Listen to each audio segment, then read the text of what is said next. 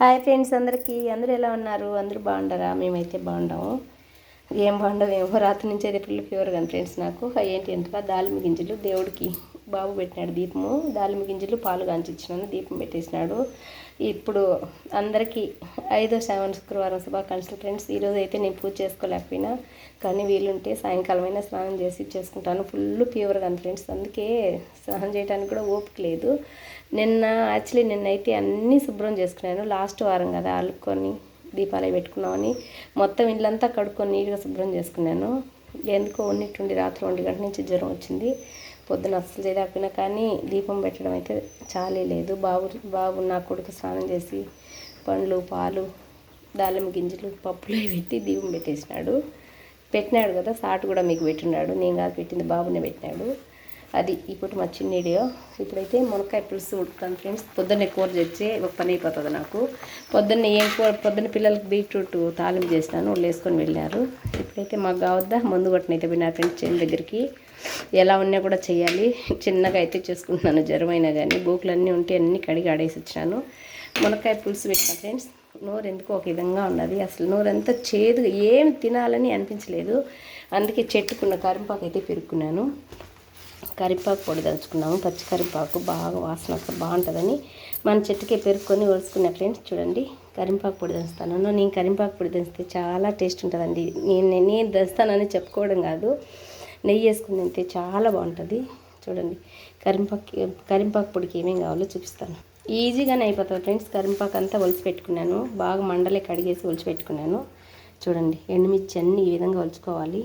ధనియాలు 1 స్పూను, జీలకర్ర 1 స్పూను, ఆవాలు 1 టేబుల్ స్పూను, 2 తెల్లగడ్డలు అన్నీ వేయించుకొని పొడి అయితే రోట్లో దంచుతాను. నెయ్యి వేసుకొని వేడి అన్నంలో తింటే జ్వరం వచ్చిన వాళ్ళకు అలా ఆ స్మెల్కే ఒక ముద్ద పోతుంది. చూస్తాను చూడండి, అన్నీ వేయించాలి. ఇప్పుడు చూడండి ఫ్రెండ్స్, చక్కగా ఫ్రై ఏం చేసినాను చూడండి. అన్నీ దోరలుగా వేయించుకోవాలి. మాడిపోతే అయితే బాగుండదు టేస్ట్. మాడిపోకుండా ఇప్పుడైతే కరివేపాకు వేసుకుంటున్నాను. కొంచెం అలా మగ్గిన తర్వాత ఆయిల్ అయితే కొంచెం వేసి వేయించుకోవాలి. కరివేపాకులో ఇట్లయితే ఏం ఆయిల్ వేయాల్సిన అవసరం లేదు, గింజలన్నీ అలా వేయించుకోవాలి. కానీ చాలా బాగుంటుంది ఫ్రెండ్స్ కరివేపాకు పొడి. బాలింతలకైతే మరి ఆ విధంగా దంచుకుంటే ఘాటుగా ఉండదు. కొంచెం ఆవాలు గింజ చేస్తాం కాబట్టి పిల్లలకి వాయువు కూడా చేయదని అంటారు. అమ్మ అయితే ఇలాగే చేస్తాను, మా అమ్మ. అయితే కొంచెం ఆయిల్ కూడా వేస్తాను చూడండి. ఎక్కువ ఏం పనిలేదు ఫ్రెండ్స్, కొంచెం అయితే చాలు. ఆయిల్ కొంచెం వేయడం వల్ల మాడిపోకుండా బాగా వేస్తుంది. ఆ విధంగా వేయించుకోవాలి. అయిపోయింది ఫ్రెండ్స్, అంతా వేయించుకున్నాము. కానీ వీడియో తీసినంతసేపు కాదు ఇది వేయించాలంటే, చాలా టైం పట్టింది. ఎందుకంటే ఎండు కరింపాకు అయితే తొందరగా వేగిపోతుంది, పచ్చి కరింపాకు అయితే వేగదు ఫ్రెండ్స్, చాలా సేపు పడుతుంది. లేట్గా టైం అయితే బాగా పడుతుంది. కానీ ఎండు కరింపాకు కన్నా పచ్చి కరింపాకు అయితే టేస్ట్ బాగుంటుంది, వాసన కూడా స్మెల్ బాగుంటుంది. అందుకని చాలా టైం అయితే పడుతుంది వేయించుకోవాలంటే. ఏటి తొందరగానే వేగిపోతాయి, కానీ ఈ ఆకు అయితే చాలా టైం పడుతుంది. ఇప్పుడైతే తెల్లగడ్డలు బాగా అంతా పొట్టు వేసుకొని రోల్ దగ్గరికి వెళ్దాం. చూడండి ఫ్రెండ్స్, తెల్లవాయలు కూడా చక్కగా వచ్చేసాను. ఏంటంటారా, ఉప్పు వెళ్ళి కళ్ళు తీసుకుని అన్ని రోడ్డు దగ్గరికి వెళ్ళి రోట్లో వేసి దంచుతాం పదండి. రోల్ అయితే ఎప్పుడు శుభ్రంగా ఉంటుంది ఫ్రెండ్స్. నేను కడిగి పెట్టుకుంటాను నీట్గా. నిన్న తెరపంతా గడుగుతంగా కడిగేసినాను. నీట్గా కడిగేసి పెట్టుకుంటాను రోల్ ముందైతే ఈ గింజలన్నీ పొడి దంచుకోవాలి. ఎందుకంటే కరింపాకు అయితే తొందరగా మెదిగిపోతుంది ఫ్రెండ్స్, మళ్ళీ అయితే మెదగవు. తెల్లవాయలు అలా పట్టుకొని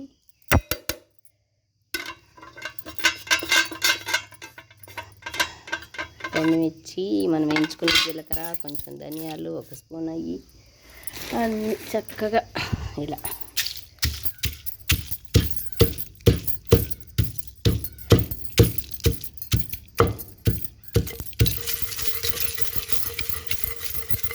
రోటి పచ్చడైనా రోటి పొడులైనా చాలా టేస్ట్ ఉంటాయి ఫ్రెండ్స్. చూసినారా ఫ్రెండ్స్, చక్కగా మెదిపోయింది. ఇప్పుడైతే కొంచెం ఉప్పు కూడా వేసి ఇందులో దంచేస్తారు. చూడండి, పొడి ఎంత బాగా మెదిగింది. పొడి మెత్తగా మెదిగిన తర్వాతే కరింపాకు అయితే ఇందులో వేసుకొని దంచుకోవాలి. ఇప్పుడైతే కొంచెం కలుపు కూడా వేసి దంచేసినాను.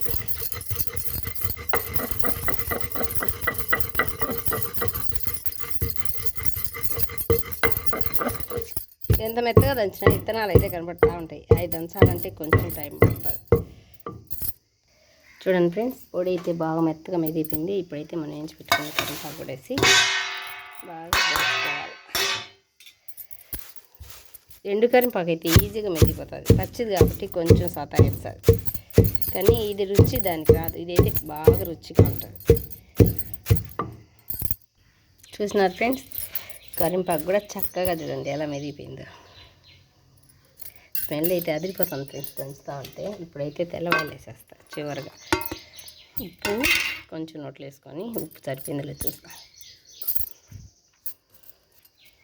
లేదు, ఉప్పు సరిపడ, ఉప్పు తక్కువ ఉండదు ఫ్రెండ్స్ వేస్తున్నాను. కూరల్లో అయితే కరెక్ట్గా ఉప్పు వేస్తాను, కానీ ఈ పొళ్ళు అయితే నాకు భయం. ఎందుకంటే కొంచెం వేస్తే కసం అవుతుందేమో, కసం అయితే ఇంతసేపు వేయించుకొని చేసుకొని వేస్ట్ అయిపోతుంది అనేది చూసుకొని మరీ వేసుకుంటా. ఇలాంటి పొడులు, చింతాకు పొడులు, కరివేపాకు పొడులు, కొబ్బరి పొడులు మాత్రం కూరల్లో అన్నంలో అయితే నాకు అందాజు. చూడండి ఫ్రెండ్స్, చింతాకు పొడి ఉన్నట్టున్నది, కానీ కొంచెం తెల్లగడ్డ ఎక్కువ పడాలి. ఇలాంటి పొడులకు చాలా అంటే చాలా టేస్ట్ ఉంటుంది. కొంచెం నెయ్యి వేసుకొని వేడి అన్నంలో నంచుకోవటానికి ఏదైనా ఉంటే సూపర్గా ఉంటుంది ఫ్రెండ్స్. బాగా ఏదైనా జ్వరం వచ్చి నోరు బాగాలేనప్పుడు కారంగా, పుల్లంగా అయితే ఉండదులే, కారంగా బాగుంటుంది. స్మెల్ అయితే ఎంత బాగుంది ఫ్రెండ్స్, దంచుతూ ఉంటే స్మెల్ అయితే అదిరిపోయింది. చూసినారు కదా, అయిపోయింది. ఇంకా ఆల్మోస్ట్ ఇంకా ఆడబెట్టేయడం. ఇదేమి పోపు పెట్టేది ఏం లేదు. వేడి అన్నంలో కొంచెం వేసుకొని ఒక స్పూన్ నెయ్యి వేసుకొని తినేయడమే. చూసినారు కదా, మీరు కూడా తప్పకుండా ఈ కరివేపాకు పొడి, పచ్చి కరివేపాకుతో అయితే పొడి తయారు చేసుకుంటే చాలా బాగుంటుంది. ఎప్పుడైనా తినాలనుకుంటే. ఎలా వచ్చిందో నాకైతే కామెంట్ పెట్టండి, ఓకేనా? బాయ్. మరి నచ్చితే ఒక లైక్ చేయండి. కొత్తగా చూసేవాళ్ళైతే మన ఛానల్ సబ్స్క్రైబ్ చేసుకోండి. బాయ్.